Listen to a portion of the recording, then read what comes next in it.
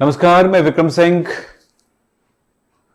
तो बच्चों, आप एल्डिहाइड, कीटोन और कार्बोक्सिलिक एसिड का आज देखेंगे हम लेक्चर नंबर 3। हम 3 दिनों से इस चैप्टर 2 दिनों से चैप्टर देख रहे हैं। आज तीसरा दिन है। एल्डिहाइड क्या होता है, कीटोन क्या होता है, ये जान चुके हैं। एल्डिहाइड बनाने की पहले क्लास में यानी कल की क्लास में हमने कुछ विधियां देखे और कुछ विधियां और है बेटा। ये सारे एग्जाम में आते हैं, बहुत इंपॉर्टेंट रिएक्शंस होते हैं, इसीलिए मैंने लिखा है वेरी इंपॉर्टेंट विधियां।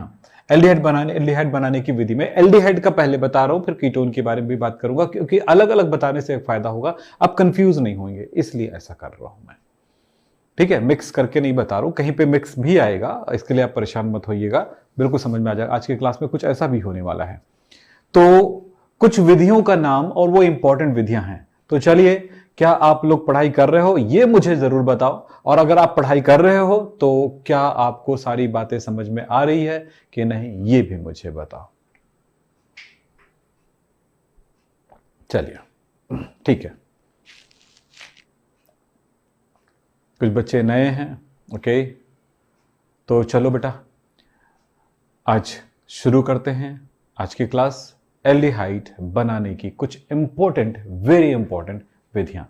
इसमें मैंने आपको बताया है कुछ विधियां, उसके बाद अब चलते हैं। जैसे आपने पिछले क्लास में क्या पढ़ा था, रोजन मुंडअप चयन, स्टीफन अभिक्रिया, गाटरमैन कोच, गाटरमैन एल्डिहाइड संश्लेषण, 2 प्रकार का हमने पढ़ा था। तो आज की विधि में हम देखेंगे क्या है। ये चैप्टर नंबर अभी फिलहाल नए में चैप्टर नंबर 8 है, एल्डिहाइड, कीटोन, कार्बोक्सिलिक एसिड। स्कूलों में रखा गया है गवर्नमेंट के द्वारा कि भाई 10 पीरियड में होना चाहिए। ये 8 मार्क्स का क्वेश्चन है, पेपर है, ध्यान रखिएगा, यानी 8 मार्क्स का इस चैप्टर से क्वेश्चंस आएंगे।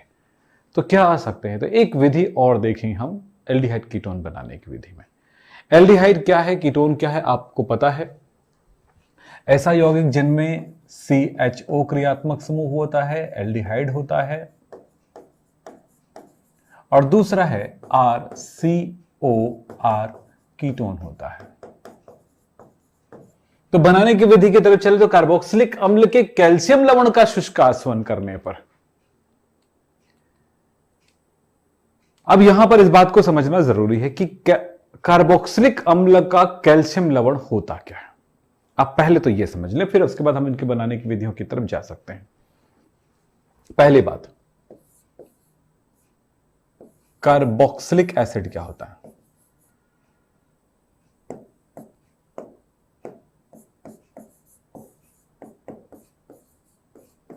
कार्बोक्सिलिक एसिड, वे इसको दर्शाते हैं RCOOH से।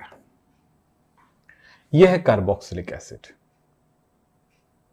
कार्बोक्सिलिक एसिड से अगर ये H निकल जाए तो RCOO माइनस बनेगा और H प्लस, तो इसे कहा जाएगा कार्बोक्सिलेट आयन।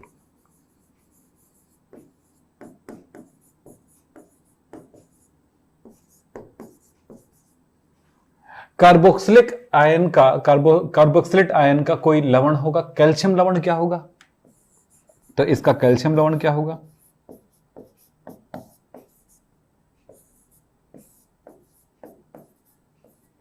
तो सबसे पहली बात तो ये देखो, कैल्शियम लवण क्या होना चाहिए। तो इसके लिए एक बात और ध्यान रखो कि कैल्शियम आयन क्या होता है, क्योंकि दोनों आयन जुड़ेगा तब बनेगा लवण। तो RCOO minus plus calcium ion.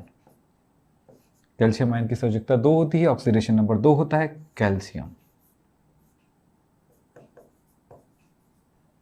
Ion. तो इसका लवण बन जाएगा इन दोनों के मिलने से। बताओ, इसकी संयोजकता 2 है, इसकी संयोजकता 1 है। संयोजकता 1 है मतलब ये 1 लगेगा, इसकी संयोजकता 2 है मतलब ये 2 लगेगा। संयोजकता, ये संयोजकता है 2, तो मेरे को ये 2 लेना पड़ेगा। यानी कि फॉर्मूला क्या बना, RCOO ट्वाइस Ca। हम इसको ऐसे भी लिखते हैं ना, ध्यान रखना, RCOA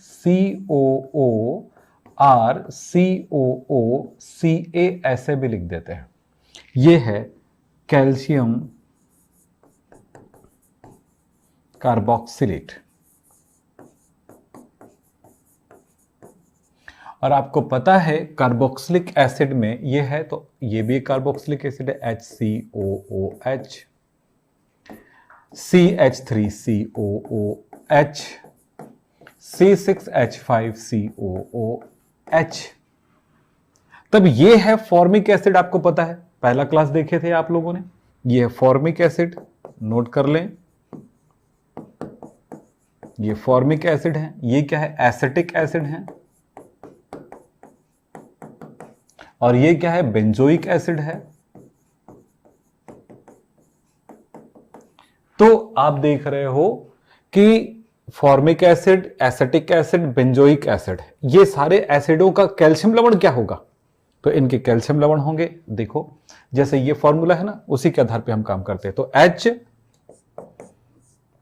HCOO ट्वाइस Ca, ये क्या कहलाएगा? Calcium formate.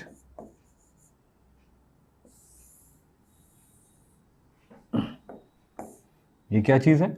ये है कैल्शियम फॉर्मेट, क्योंकि कैल्शियम आयन है, कैल्शियम आयन है, फॉर्मेट आयन है, कैल्शियम फॉर्मेट कहलाएगा। जैसे देखो ये कैल्शियम कार्बोक्सिलेट कहलाए ना, तो कार्बोक्सिलिक एसिड क्या है? ये फॉर्मिक है, तो फॉर्मेट एसिड, फॉर्मेट आयन होगा। इसमें एसिटेट होगा, इसमें बेंजोएट आयन होगा। तो क्या हुआ? Calcium formate.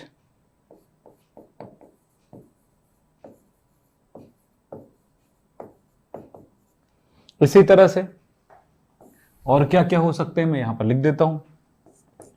CH3COO twice Ca, ये क्या चीज है? Calcium acetate. नोट कर लो। तो पहले तो कंपाउंड्स को भी जानना जरूरी होता है, तभी जाकर के उसके रिएक्शन करेंगे। तो मैं ये वाला काम आपको कराऊंगा एक एक करके। तो पहले इन चीजों को समझ लो आप पहले। इसी तरह से एक और होगा C6H5COO ट्वाइस Ca, इसको कहेंगे कैल्शियम बेंजोएट।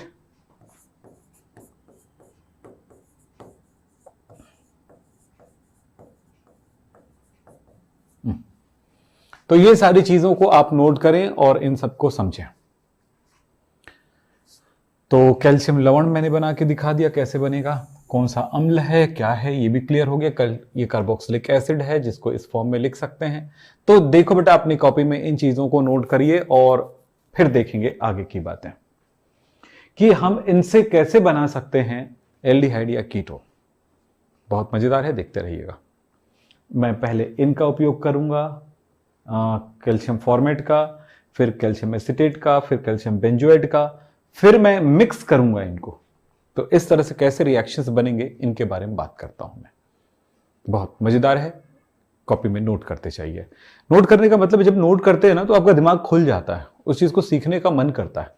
याद रखना, या वो जो आप कर रहे हो ना, वो आपको, जब आप सिर्फ सुन रहे होते या सिर्फ देख रहे होते हैं क्लास में, तो वो दिमाग के अंदर 10% जाता है।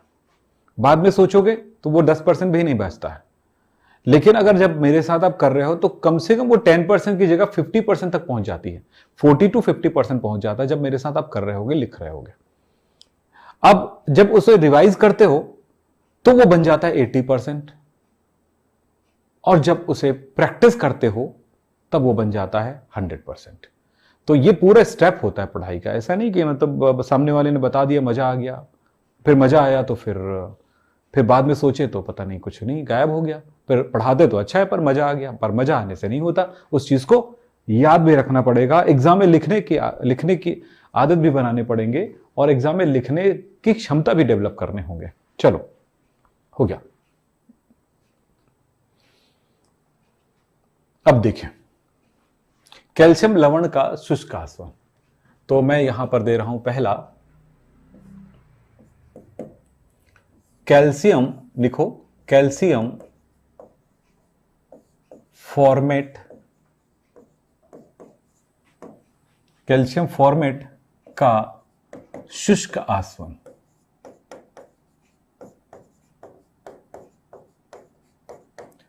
इंग्लिश में बोलते हैं ड्राई डिस्टिलेशन।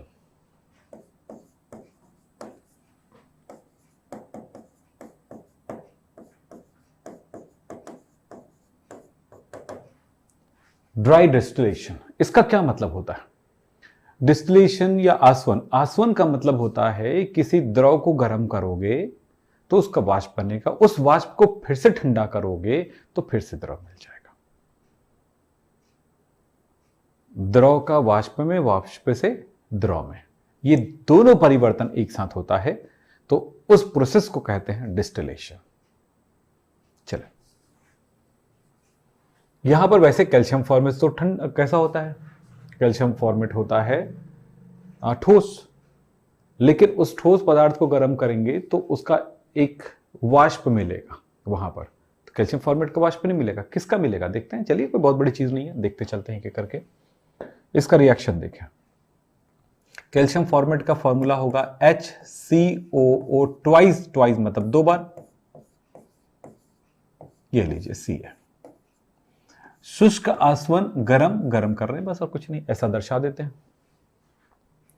ये कैल्शियम फॉर्मेट है, मैंने इसको गर्म किया तो एकदम सिंपल सा एक रिएक्शन देखिएगा। कैल्शियम कार्बोनेट बनता है, चूना पत्थर, चूना जैसा चूना पत्थर। तो ये देखिए क्या मिला, CO3, Ca है और COOO, CO3 मिला आपको CaCO3, कैल्शियम कार्बोनेट।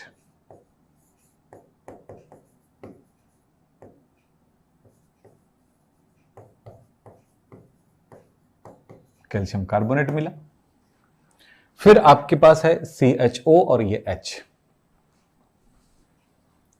नीचे C, देखो ये H है, ये C है, C के साथ ऊपर वाला H जुड़ गया और यहां पर देखो C के साथ एक H है और ये डबल बॉन्ड O, मतलब बन गया है ये फॉर्मेल्डिहाइड।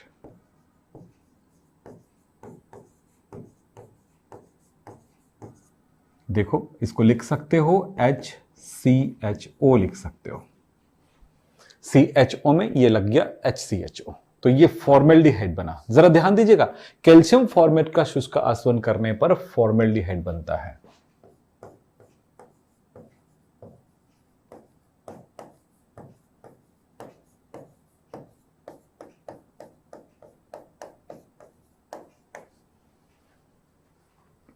दूसरा देखिए, मैं कैल्शियम एसिटेट लेके दिखाता हूं आपको।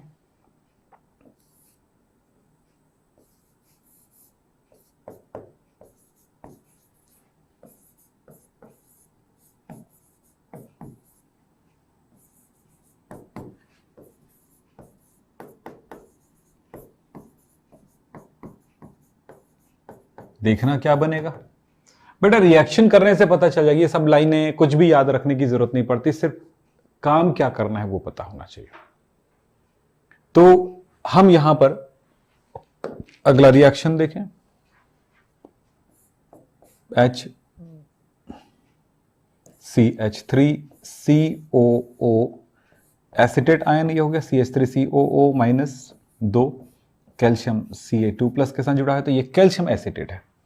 इनको गर्म किया मैंने, शुष्क आसवन किया मैंने, क्या मिलेगा? बिल्कुल वही जो वहां पर आपने देखा था। क्या देखा था? कैल्शियम कार्बोनेट बनता है, तो कैल्शियम कार्बोनेट, कैल्शियम 1 हो गया, 1 कार्बन 3 ऑक्सीजन, ये लीजिए निकल गया। क्या बना? देखो CaCO3, CaC, 1 2 3 O यानी कि O3 मिल गया, CaCO3। बच क्या गया? ऊपर से तो देखो CH3, इधर से तो देखो CH3CO, ये वाला भाग आपके पास है। नीचे पर क्या है? CH3 है, कलर चेंज करके दिखा देता हूं, CH3 है।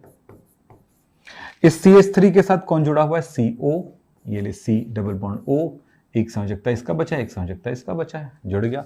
तो क्या मिला? ये है एसीटोन, इसको बोलते हैं एसीटोन। एसीटोन, इसको लिख सकते हैं CH3COCH3, एसीटोन बन गया। तो हम दो तरीके से लिख के दिखा रहे हैं आपको। तो आप देखिएगा, कैल्शियम फॉर्मेट के शुष्क आसवन से मुझे मिला फॉर्मेल्डिहाइड, लेकिन कैल्शियम एसिटेट के शुष्क आसवन से मिला कीटोन, जो कि एसीटोन है। तो क्या मिला? एसीटोन प्राप्त होता है।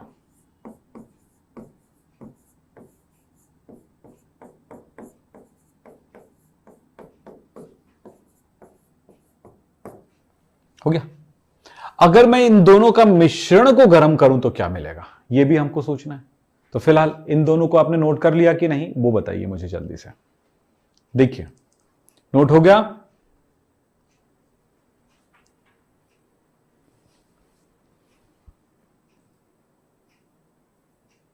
जल्दी करिए।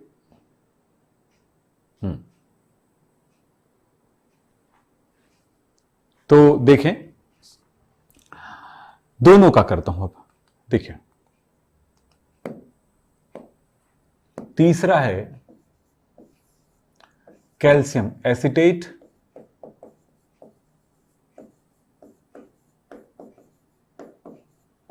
और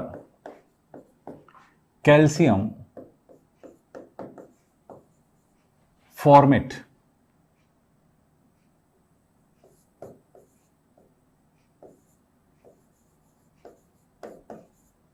के मिश्रण का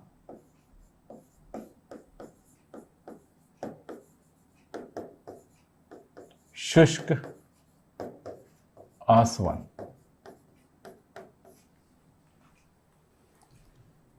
यहां पर दो चीजों का मिश्रण ले रहा हूं, एक कैल्शियम फॉर्मेट ले रहा हूं। देखिए, HCOOHCOOCA कैल्शियम फॉर्मेट है, ये आपको पता है।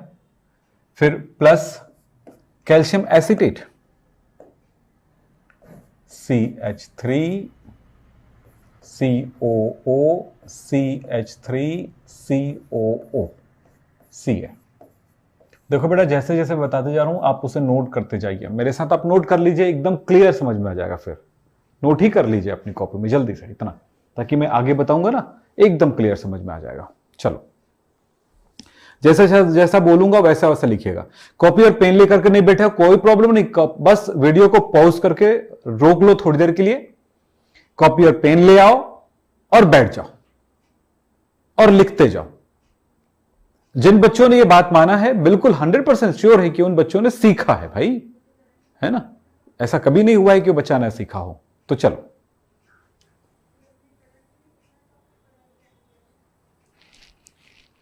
हो गया, चलते। अब क्या देखो,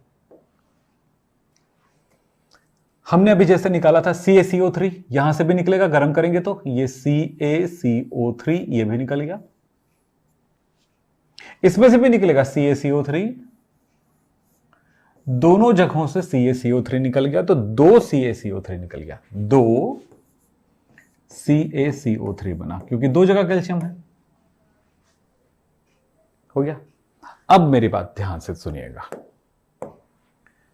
देखिए, ये CHO बचा है इधर से, वो जुड़ गया इनके साथ, ठीक है। और तो इतना सोचिए, CHO तो किसके साथ, CH3 के साथ CHO जुड़ गया,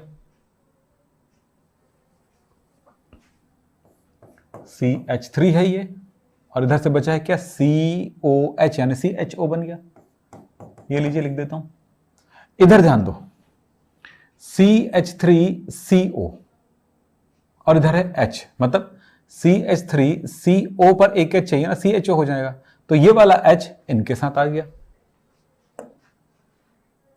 और ये वाला जो H है वो इनके साथ आ गया, इसका वाला उसमें चला गया। देखिए, मैं और दूसरे तरह से लिख देता हूं, और ये वाला इसमें आ गया, ठीक है, क्रिस क्रॉस, ऊपर वाला नीचे वाला पर, नीचे वाला ऊपर वाला। चलिए, तो क्या मिला, देखो तो क्या मिला, CH3CHO हो गया, ये भी हो गया, यानी कि 2 अणुएं मिली हमें CH। तो यहां पर मिलता है एसिटाल्डिहाइड। अब सोच लो, फॉर्मेल्डिहाइड जब भी यूज करोगे तो एल्डिहाइड प्राप्त होगा। यहां पे फॉर्मेल्डिहाइड, कैल्शियम फॉर्मेट से फॉर्मेल्डिहाइड, लेकिन कैल्शियम फॉर्मेट को किसी दूसरे कैल्शियम लवण के साथ करोगे तो एल्डिहाइड मिलेगा। एक एग्जांपल और बता देता हूं, कोई जरूरी नहीं कि यही एग्जांपल में आपका काम चल गया, और देख लो, एक और एग्जांपल दे देता हूं इसके अलावा। क्लियर है, एल्डिहाइड मिला, यहां पर एसिटाल्डिहाइड मिलता है।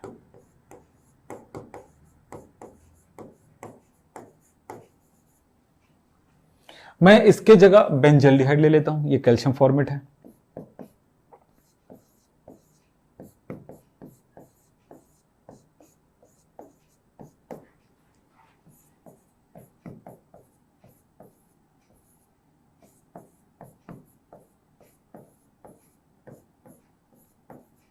कैल्शियम बेंजोएट,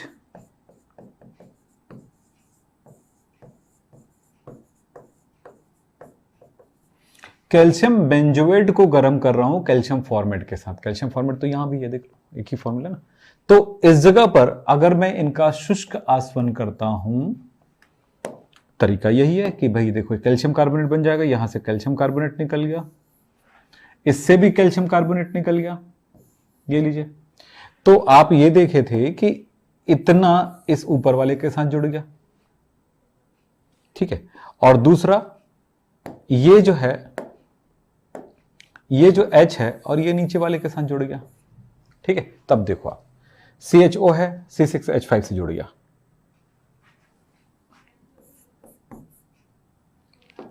दो अणु कैल्शियम कार्बोनेट के,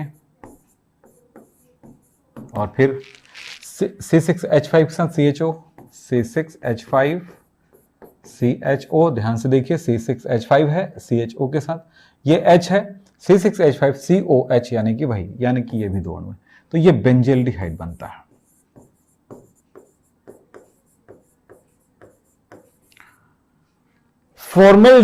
मतलब कैल्शियम फॉर्मेट को मिलाकर के जब भी करोगे तो एल्डिहाइड मिलेगा।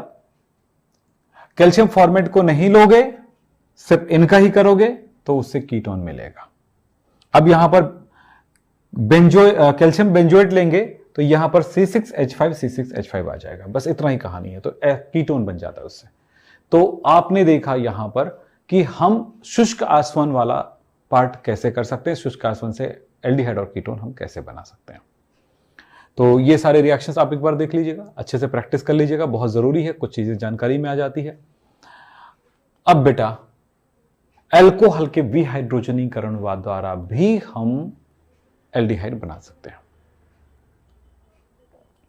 याद रखना, एल्डिहाइड और कीटोन दो स्थितियों में बनता है। विहाइड्रोजनीकरण का मतलब क्या होता है? कॉपर धातु पर 300 डिग्री सेल्सियस तापमान पर कॉपर धातु पर अल्कोहल का वाष्प प्रवाहित करते हैं। अल्कोहल को गर्म करेंगे तो गैस बन जाएगा, वो गर्म वाष्प को प्रवाहित करते हैं कॉपर धातु पर जो कि 300 डिग्री सेल्सियस तापमान पर गर्म है। उसमें डालेंगे तो उससे हाइड्रोजन निकल जाएगा और एल्डिहाइड या कीटोन बनता है। देखें हमारे पास दो प्रकार का अल्कोहल, वो स्पेस देखने के लिए थोड़ा सा देख लेता हूं।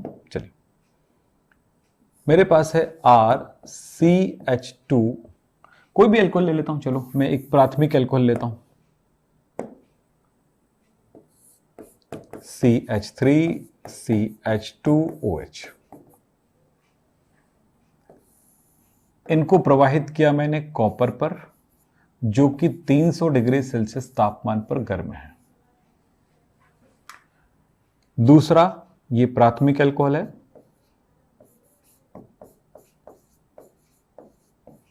जिन बच्चों ने प्राथमिक द्वितीयक तृतीयक कार्बन वाला क्लास नहीं देखा है वो जरूर देख लें एक बार।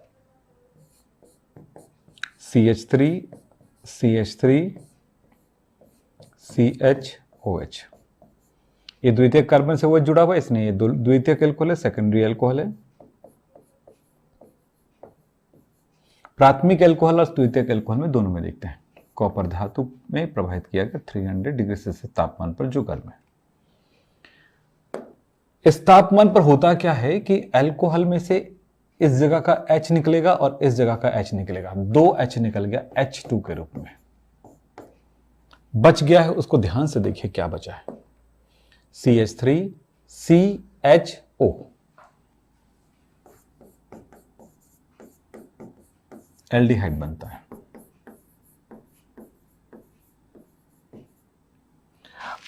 जो भी एल्डिहाइड है, एसिड एल्डिहाइड है।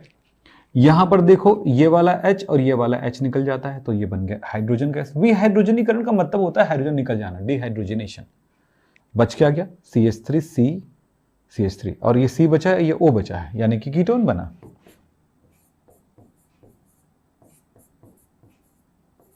इस तरह से इस जगह पर बनता है कीटोन। देख रहे हैं, एल्डिहाइड और कीटोन बनता है। तो मैंने क्या कहा, अल्कोहल के वाष्प को 300 डिग्री सेल्सियस तापमान पर गर्म कॉपर धातु में प्रवाहित करते हैं तो कार्बोनिल यौगिक बनता है। और आपको बता चुका हूं कार्बोनिल यौगिक है एल्डिहाइड भी और कीटोन भी। तो जब हम प्राथमिक अल्कोहल का विहाइड्रोजनीकरण करते हैं तो एल्डिहाइड बनता है, जबकि द्वितीयक अल्कोहल का विहाइड्रोजनीकरण करते हैं तो कीटोन बनता है। तो यहां पर मैं लिख देता हूं,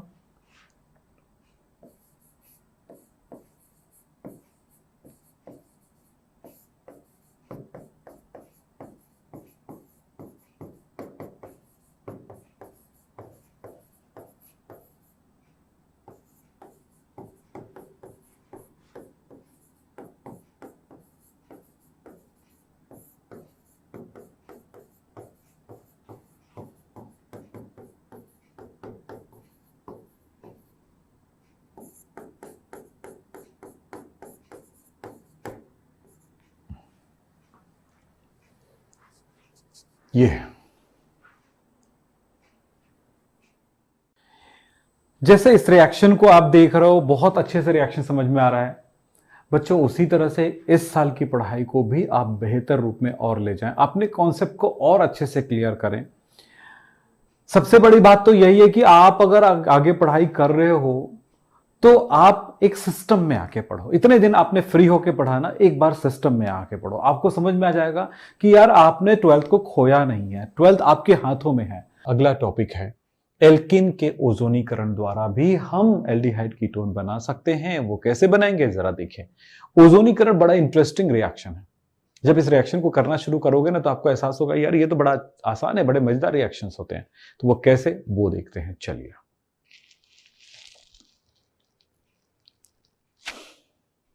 देखिए कौन से रिएक्शन बोला मैंने, एल्किन का ओजोनीकरण। ओजोन का मतलब होता है O3, O3 से क्रिया।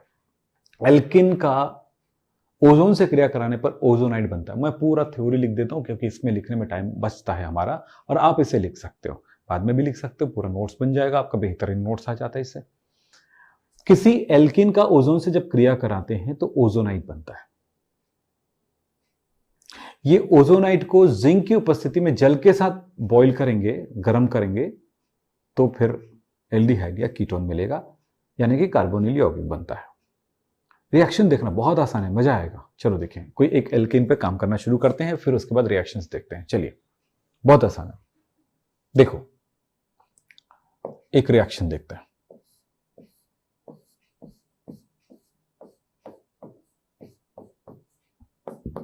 ये देखो, ये क्या चीज है, ये एक एल्कीन है, ये एथिलीन है।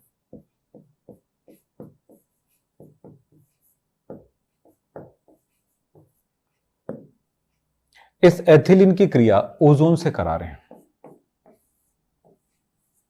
O3 से। ये ओजोन है, ये इसमें इंटर कर जाएगा। कैसे, देखिए C इन दोनों जगहों पर H जुड़ा हुआ है, देख रहे हैं आप।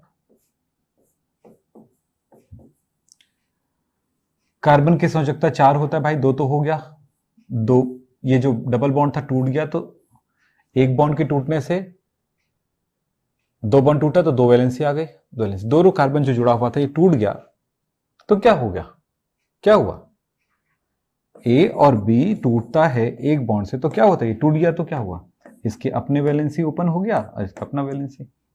और ये डबल बॉन्ड से अगर जुड़ा रहता तो फिर ऐसे जुड़ा होता तो क्या होता, एक बॉन्ड टूटा एक संयोजकता, एक बॉन्ड और टूटा एक संयोजकता, क्योंकि यही तो जुड़ता है, यही तो जुड़ता है। इसे जुड़ने से क्या हुआ, ये बना, ए डबल बॉन्ड भी बना था। तो इसी बात को आधार माने आप हमेशा, कोई बड़ी चीज थोड़ी होती है रिएक्शन करना, कोई कठिनाई नहीं है बेटा। देखो अब ऐसा हुआ, ये बात हो गया।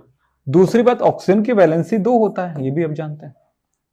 तो ये बॉन्ड टूटने पर ऐसा हुआ, तब 3 ऑक्सीजन है मेरे पास, इसमें से एक ऑक्सीजन दोनों कार्बन के बीच आ जाता है, अपनी संयोजकता पूरा होकर जुड़ गया। देखो एक ऑक्सीजन 2 ऑक्सीजन दोनों कार्बन पर बराबर बढ़ जाएगा, एक संयोजकता बचता है ऑक्सीजन का एक एक, तो ये जुड़ गया। देखो ऑक्सीजन की दो डबल बॉन्ड बना ना, दो दो संयोजकता बना ना, ये इस तरह से जो कंपाउंड बनता है उसको कहते हैं ओजोनाइट।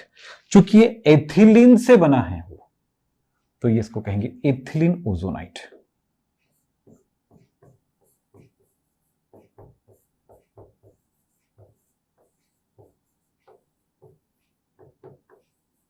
इसको कहेंगे एथिलीन ओजोनाइट। अब कुछ नहीं है, बिल्कुल आसान है आगे का प्रोसेस। जिंक धातु के साथ गर्म करेंगे, जिंक धातु पानी के साथ गर्म करेंगे, तो गर्म करेंगे तो एक बढ़िया मजेदार घटना होगी। ये जो बीच वाला ऑक्सीजन है इसको ले जाता है ये पानी,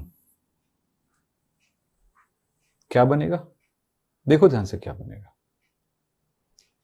H2O है ना, ऑक्सीजन ले लिया तो क्या बन गया, H2O2 हाइड्रोजन परऑक्साइड बन गया। और क्या होगा, देखो यहां से कट के अलग हो गया, तो ये वाला भाग अलग हो जाएगा, वो वाला भाग अलग हो जाएगा। इस भाग को ध्यान से देखिए, C 2 हाइड्रोजन और एक ऑक्सीजन नीचे, दूसरी तरफ C इधर हाइड्रोजन इधर ऑक्सीजन।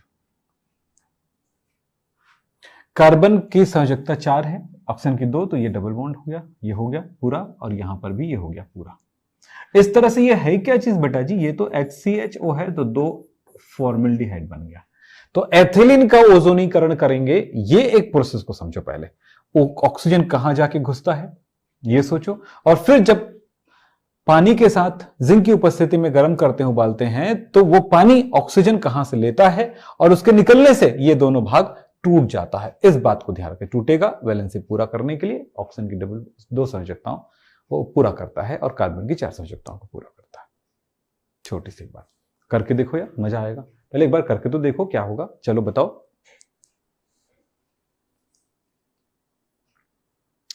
चलो नोट कर रहे हो कि नहीं, नोट कर लो बेटा, फिर एक रिएक्शन और बताता हूं, फिर उसके बाद आपको पूरी बातें क्लियर हो जाएगी। चलिए नोट करो भाई, नोट करो, नहीं तो फिर कुछ नहीं समझ पाओगे।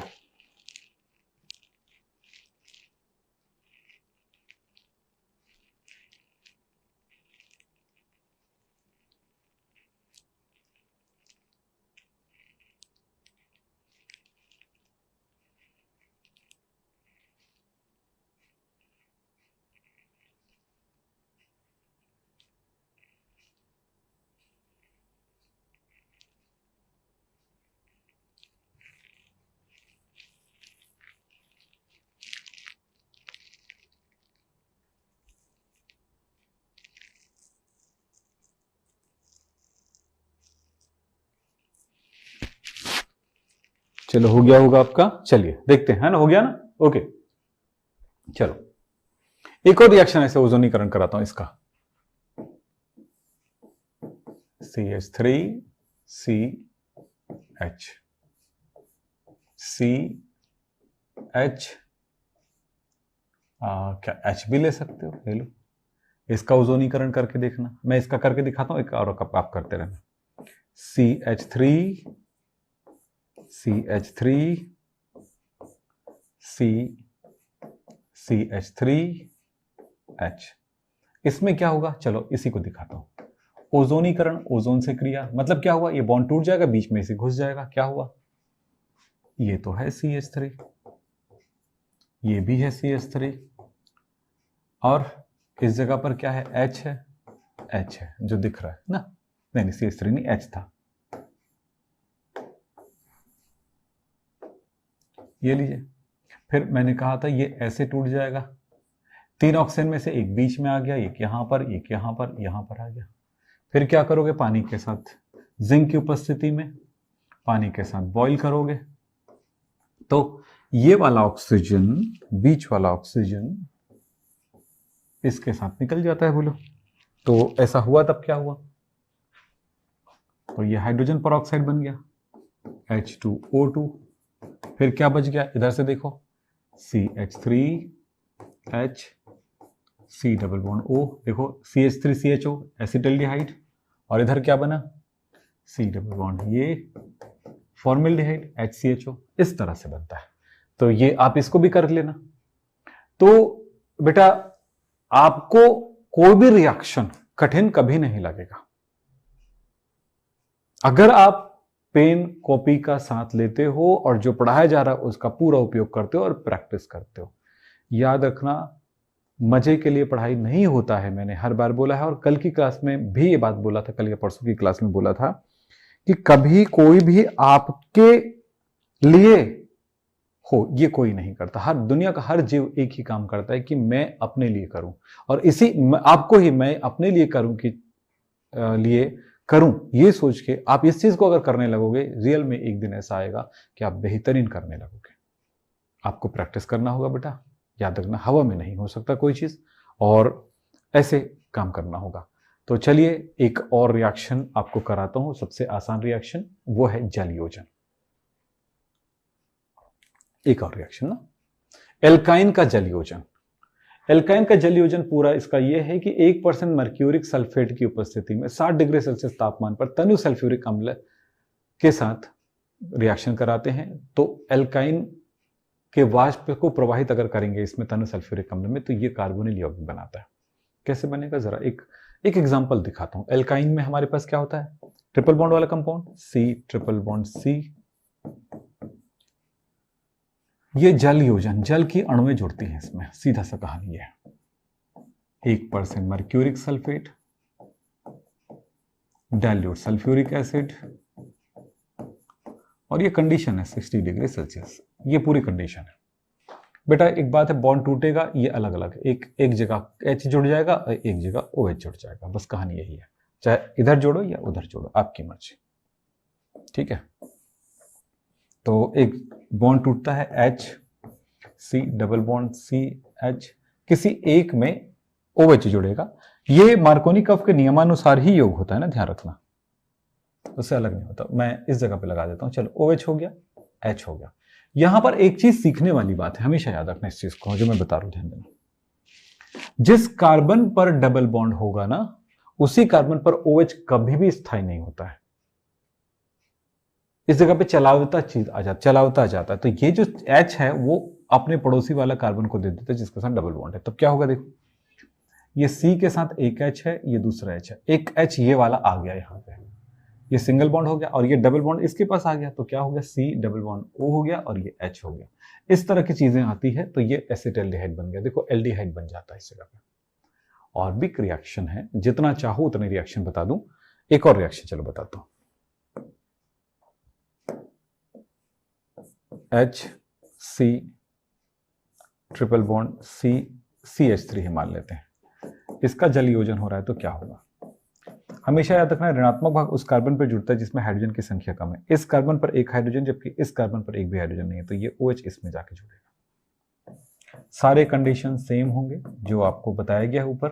तब क्या होगा, HC double bond C CH3 है। तो देखिए क्या कौन हुआ, OH इस जगह पे जाके जुड़ा और इस जगह पर H जुड़ जाएगा। फिर आप देखो ये H यहां पर जाएगा और ये डबल बॉन्ड यहां पर जाएगा, तो क्या मिला फाइनल, CH3 मिल गया, C पर H हो गया और ये सिंगल बॉन्ड हो गया, C डबल बॉन्ड O हो गया और ये CH3 हो गया। अब कई बच्चे बोलेंगे नहीं समझ में आया सर, तो यहां पर समझो ना, इस भी समझ में आ जाएगा। तो थोड़ा सा ध्यान रखो, आपको तो कुछ ना कुछ तो प्रयास करना पड़ेगा, बात समझ में आ जाएगा, आसान है, करोगे तब आएगा बेटा, नहीं तो नहीं आएगा, है ना। हम उस दौर से गुजरे हैं जब शिक्षक हवा में पढ़ा देते थे। एक बच्ची मुझे कुछ दिन पहले मैसेज करी थी, कहीं पर है वो लिखा हुआ, कमेंट में है, किसी कमेंट में, कि सर हमारे स्कूल में तो हमारे टीचर बोलते हैं कि हम फिजिक्स से हो या केमिस्ट्री हो या जो भी हो, आप 12th में आ गए हो, बोर्ड में पढ़ाने की जरूरत नहीं, हम जो आप बताएंगे आप समझोगे। अब उसको समझ में नहीं आ रहा, बच्चा कमेंट कर दिया है। तो मुझे पूछा सर क्या बोर्ड में पढ़ाना जरूरी, क्लास 11 12 को नहीं पढ़ाते हैं क्या बोर्ड में। तो मैंने लिखा है वहां पे कमेंट में, बोर्ड में पढ़ाना जरूरी है। तो अब वही जमाना, हमारे जमाने में थे कुछ टीचर्स तो बोर्ड में पढ़ाते नहीं थे, पता नहीं क्या कह के चले जाते थे, हम लोग खुद ही रिएक्शन करते थे, खुद ही बनाते थे, समझ में आता था नहीं आता था। लेकिन आज तो समय आ गया है कि आपके लिए बेहतरीन एजुकेशन मिल गया है। तो बेटा मैं एक बार फाइनल बोलूंगा कि अच्छी पढ़ाई के लिए आप हमारे साथ, हमारे प्लेटफॉर्म के साथ जुड़िए बहुत अच्छे से। आप समझ सकते हैं कि हमने जो अभी रिएक्शन पढ़ा है आपको बहुत अच्छे समझ में आया है, बहुत कुछ सीखा है आपने। क्या इस पढ़ाई को उसी लेवल पर ले जाना चाहते हैं जिस लेवल पर आपके सपने कहते हैं कि आप बहुत उड़ान भरेंगे? आपका सपना कहता है कि आप बहुत आगे बढ़ेंगे। आपका सपना कहता है कि आप बहुत बड़े इंसान बन रहे हैं।